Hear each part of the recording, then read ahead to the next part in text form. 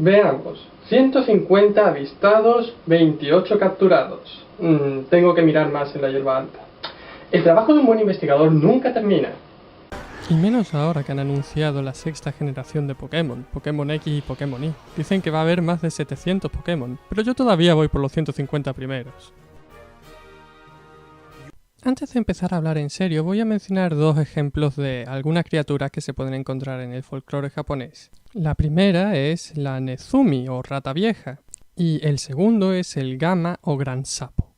Son una rata y un sapo que han vivido el tiempo suficiente como para alcanzar un gran tamaño. A lo mejor esperáis que diga que los Pokémon Raticate y Poliwrath están inspirados en estas criaturas, pero la verdad es que no creo que eso sea así, no hay ninguna referencia que nos haga pensar eso en su entrada en la Pokédex. El caso es que en la filosofía oriental se considera que cualquier cosa que haya existido el tiempo suficiente es capaz de adquirir poderes mágicos, lo que en el caso de estos animales se representa como que crecen hasta alcanzar un tamaño inusual. Una influencia de esto sí podría verse en los juegos de Pokémon, ya que eso se parece mucho a la forma en que los Pokémon se evolucionan. Un caso especial de esto podría verse en Ekans y Arbok, Pokémon inspirados en la serpiente o Heavy. Las serpientes que han alcanzado una edad avanzada no son simplemente un poco más grandes que los animales normales, sino que obtienen además poderes parecidos a los de un kitsune. Un mito relacionado con las serpientes en Japón es la existencia de una criatura llamada Nureona, es decir, la mujer del agua. La Nureona es una serpiente con cabeza de mujer que devora la carne humana. Es posible, y con esto quiero decir solo posible, que el diseño de Arbok esté inspirado en Nureona. Sí, desde luego Arbok es una cobra y las cobras suelen tener esos dibujos en forma de cara, pero además Arbok en su sprite de Game Boy tenía en la parte de atrás de su sprite unas bandas negras que podrían representar el pelo de Nureona. Os voy a ser sincero, yo no estoy muy convencido de esta teoría. Si la menciono es simplemente por quitármela de encima. Pensad de ella lo que queráis. Relacionado con Nureona existe una criatura muy popular en Japón llamada Rokurokubi. Los Rokurokubi son personas normales aparentemente, pero que tienen la capacidad de alargar el cuello. Los Rokurokubi no son más que un ejemplo de los muchos tipos de deformidades que pueden sufrir algunas personas según la mitología japonesa. Hay toda una serie de yokais que son simplemente personas normales con alguna deformidad. Un caso parecido al de Rokurokubi es Nukekubi. La principal diferencia es que los Nukekubi dejan flotar su cabeza en lugar de alargar el cuello. Durante el día los Nukekubi son personas normales, pero cuando se acuestan por la noche, su cabeza vaga por las calles intentando sorprender a la gente y gritando a sus espaldas para matarlos del susto. Esta criatura ha inspirado al Pokémon Misdreavus, que no viene a cuento. Otro tipo de deformidad es la de la Futakuchi-onna, la mujer que tiene una boca en su cara y una boca en su nuca. Criatura que ha inspirado al Pokémon Mawile, que tampoco viene a cuento. Otra deformidad es WoW. Sí. En Japón se creía que la obesidad mórbida era un tipo de enfermedad que se llamaba Nebutori. Las mujeres, porque siempre eran mujeres, que padecían Nebutori no hacían otra cosa que comer y dormir y engordar una barbaridad.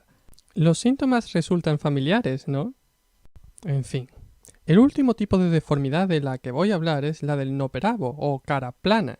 El Noperabo suele aparecer en las historias de terror. La historia suele ser más o menos lo que sigue. Un hombre va caminando por la calle y se encuentra con una mujer de espaldas a él que está llorando. Se acerca para ver qué es lo que le pasa y ella se da la vuelta y revela que no tiene cara. Él sale corriendo asustado y cuando llega a su casa se encuentra con algún conocido y le cuenta todo lo que le ha pasado. Entonces el conocido dice, una cara como esta, y pasa su mano por su cara revelando que no tiene facciones. El hombre muere del susto. Quien cuenta la historia es un misterio. El caso es que de todo esto podemos aprender que el Noperabo es capaz de adoptar distintas formas, si bien no tiene ninguna cara propia. Como la historia del Noperabo es muy popular, existen distintos subtipos de Noperabo, distintas formas de representar a la criatura, unas más extrañas que otras, pero sin duda su variante más peculiar es el Nupepo. El Nupepo es simplemente un cacho de carne que anda. No tiene cabeza propiamente dicha, pero los pliegues de su piel forman algo que parece una cara extrañamente sonriente. Y es esta versión del Noperabo la que da origen a Ditto. Ya he dicho que el Noperabo es capaz de cambiar de cara para parecerse a cualquier familiar. Ditto es capaz de cambiar de forma para parecerse a cualquier Pokémon. Satoshi Tajiri y Ken Sugimori dijeron en una entrevista que se basaron en Mr. Smiley para diseñar a Ditto. A ver, no soy nadie para llevarles la contra y desde luego Mr. Smiley tuvo que jugar algún papel en el diseño de Ditto, pero no es el único elemento en el diseño de Ditto, ¿verdad? Ditto es el resultado de darle a una criatura sin cara la cara más reconocible del mundo. Bueno, ya está bien de hablar de deformidades. No solo las personas y los animales son capaces de convertirse en monstruos. Los objetos cotidianos también quieren su trozo del pastel, pues cuenta la tradición que cualquier objeto que haya existido durante más de 100 años o que haya sido maltratado por sus dueños se convierte en un Tsukumogami, el fantasma de un objeto rencoroso. Sí, un monstruo nacido de un objeto cotidiano tiene ese je ne sais quoi. Las historias de Tsukumogami se remontan a un manuscrito de hace más de 1000 años. Este cuenta la historia de cómo en un día de limpieza un montón de objetos bastante viejos fueron descartados por los humanos. Las maltrechas baratejas empezaron a lamentarse las unas y las otras diciendo «Nos han echado a la calle después de tantos años de servicio sin siquiera darnos las gracias». Entonces un rosario budista o mala se dirigió a sus compañeros y les dijo «Bueno, hemos sido tirados a la basura después de tantos años. Ha llegado nuestro momento de movernos hasta la siguiente vida y... ¡Y una porra!», dijo un garrote cerca de él mientras le daba un cachiporrazo. «Esos humanos nos han maltratado y deben ser castigados». Así, los objetos se convirtieron en espectros y empezaron a hacer fechorías, causando el mal a la gente allá donde fueran. Hasta que un día se metieron en una pelea que les venía grande y fueron derrotados por los humanos. Pero los humanos se apiadaron de ellos. Les dieron dos opciones. O bien se arrepentían y empezaban a llevar una vida ascética, o bien eran destruidos. Entonces, todos los objetos que habían sido tirados a la basura fueron a hablar con el rosario budista y le pidieron que los guiara a través de la vía de la meditación. Y así un día, tras años de esfuerzo, lograron alcanzar la iluminación. Me resulta curioso que muchos de estos fantasmas se hayan vuelto tan populares en Japón, y sin embargo, el protagonista de la historia, el rosario budista, no tenga ninguna representación muy popular. Aquí es donde entra en escena Onix. ¿Onix estaréis preguntándoos? Sí, desde mi punto de vista, Onix es una referencia al mala. Su entrada en la Pokédex dice que las piedras que lo conforman tienen el aspecto de diamantes negros, lo cual lo relaciona con la joyería. Un rosario budista o mala está formado por cuentas redondas que pueden ser de madera, de metal o de piedra. Todas las cuentas son redondas salvo la primera, que tiene un pico que entronca con unos flecos que son un adorno del mala. Onix tiene un aspecto muy parecido a esta descripción, y es más, ya sea de una forma o de otra, su sprite en los juegos de Game Boy suele formar un círculo. La forma de estos sprites se explicaría si Onix estuviera basado en el mala, como también se explicaría que Onix sea capaz de hacer esto. Pero la teoría del rosario budista tiene sus carencias. Por ejemplo, no explica por qué Onix es tan grande. Aunque no hace falta ir muy lejos para encontrar una posible respuesta. Veamos, un monje budista siempre tiene un rosario budista. En el folclore japonés existe una criatura llamada Notsuchi, que es la forma a la que se ven reducidos algunos monjes corruptos. El Notsuchi se parece al Noperabo, pero con la peculiaridad de tener una boca encima de la cabeza. Aunque esta no es su forma más habitual, no puede mantener esta forma durante mucho tiempo. Su forma real es la de una serpiente segmentada. Una gran serpiente segmentada con una boca enorme y sin ojos aparentes. Esta serpiente de gran tamaño que parece formada por esferas podría ser también parte de la inspiración de Onix. La otra parte sería el fantasma de un rosario budista. Y ahora que hablamos de fantasmas, ya va siendo hora de que hablemos de Gastly, Hunter y Gengar. Empecemos por Gastly. Gastly está basado en el Hitodama. Cuando una persona muere, su alma sale de su cuerpo en la forma de un Hitodama, que es una pequeña bola de gas luminoso.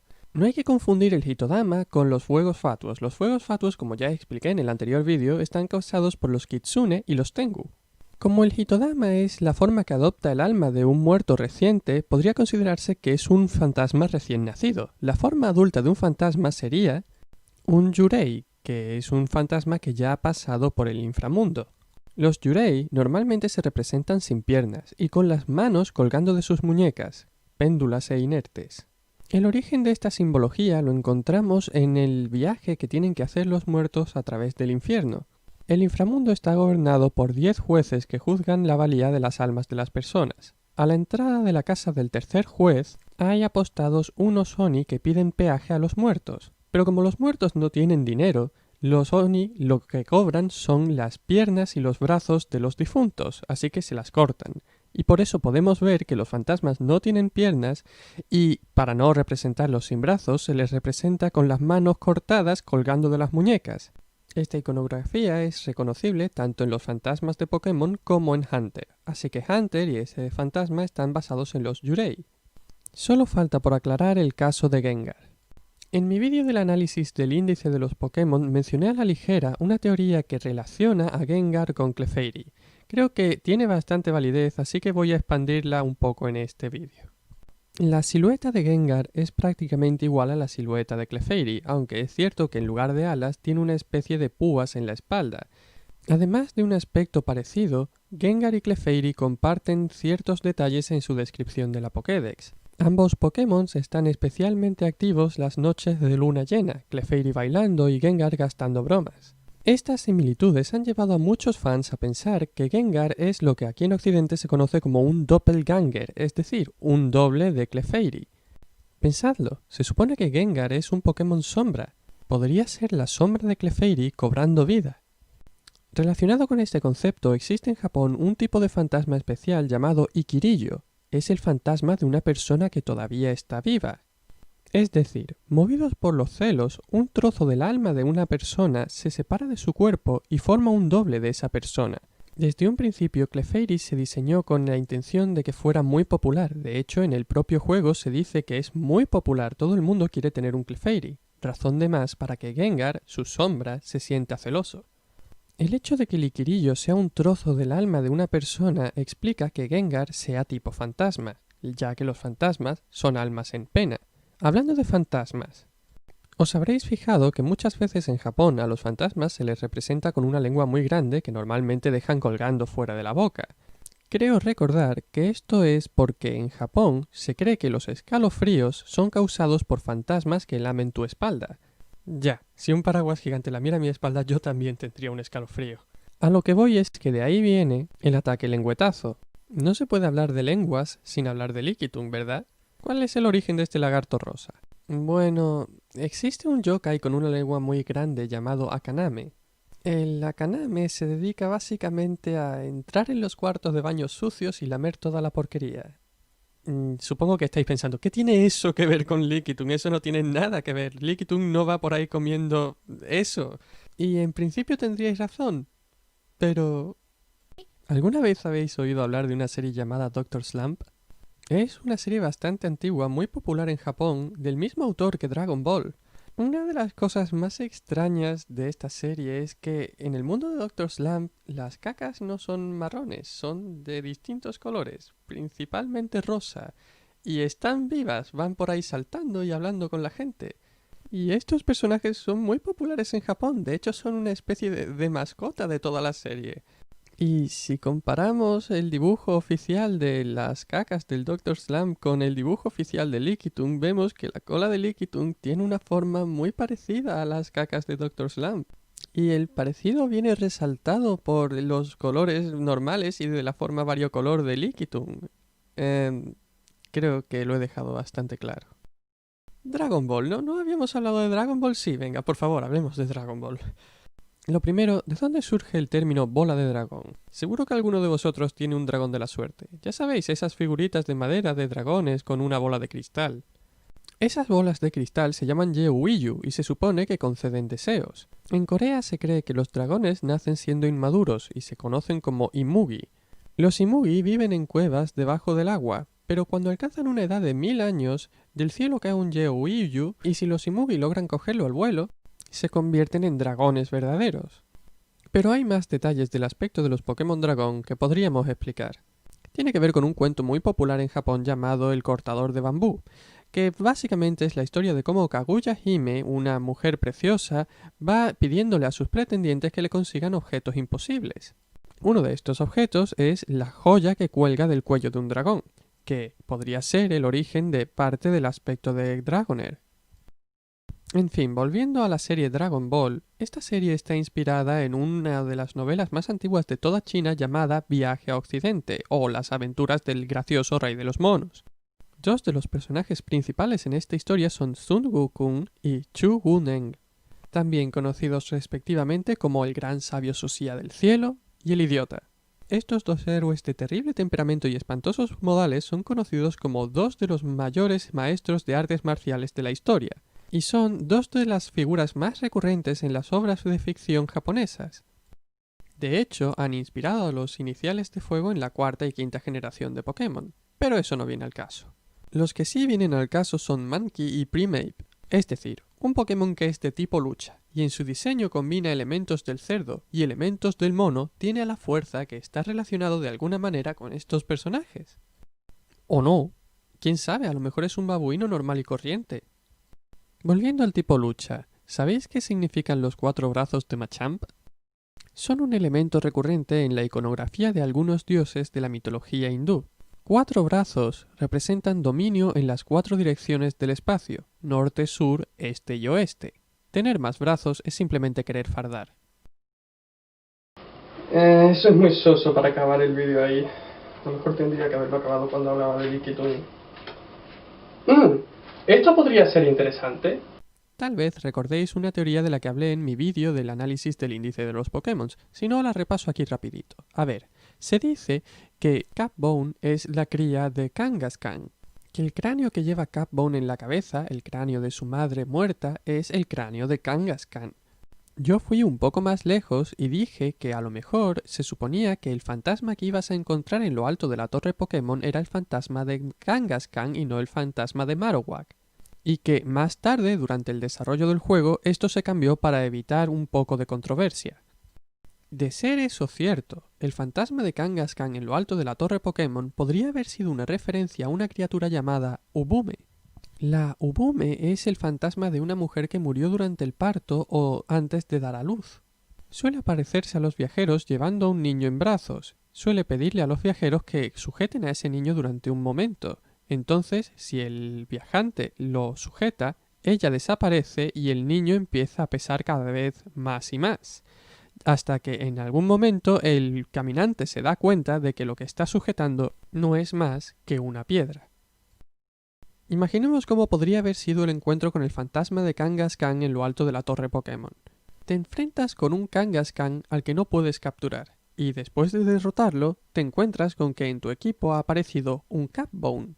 Y al mirar los datos del Pokémon te das cuenta de que es tipo tierra, a pesar de que su aspecto no da ningún tipo de indicación de que sea tipo tierra. Tal vez el tipo tierra de Capbone sea una referencia a que el hijo de la Nobume es solo una piedra. Lo he dicho antes y lo repito, las teorías más aventuradas son las más interesantes.